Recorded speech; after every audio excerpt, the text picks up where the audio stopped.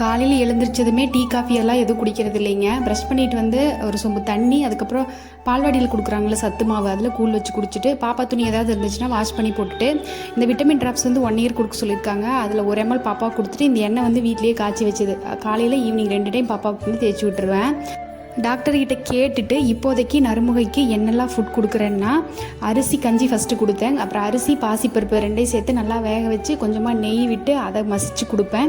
அதுக்கப்புறம் உருளைக்கிழங்கு வேக வச்சு கொடுத்துருக்கேன், கேரட் கொடுத்துருக்கேன், சக்கரவள்ளி கிழங்கு, அப்புறம் மதியம் போல் இளநி வந்து கொஞ்சமாக கொடுத்துருவேங்க. அதுக்கப்புறம் ஆப்பிள் வந்து வேக வச்சு அதையும் மசிச்சு கொடுத்துருக்குறேன். கூடவே கேரட் ஒரு நாள், அதுக்கப்புறம் உருளைக்கிழங்கு ஒரு நாள் மாற்றி மாற்றி வேக வச்சு அதையும் மசிச்சு கொடுப்பேன். அப்புறம் இந்த காய்கறிகள் வேக வைக்கிற தண்ணி இருக்குல்லங்க, அதையுமே கொடுப்பேன். அப்புறம் செவ்வாழைப்பழம் ஒரு 1/4 பழம் வந்து அதையுமே நல்லா மசிச்சு அதையும் கொடுத்துருவேன். ராகி வந்து இப்போதைக்கு நான் கொடுக்கலங்க, இன்னும் ஒரு 1 மந்த் கழித்து கொடுக்க சொன்னதுனால அதை மட்டும் ஸ்டாப் பண்ணி வச்சுருக்கேன். இட்லியை வந்து சுத்தமான தயிர் கூட மிக்ஸ் பண்ணி அதையுமே கொடுத்துருக்குறேன். அப்புறம் இது எல்லாத்து கூடவுமே கண்டிப்பாக நல்லா கொதிக்க வச்சு ஆற வச்ச தண்ணி பக்கத்தில் வச்சுக்குவேங்க. அவ்வளோதான். நாளைக்கு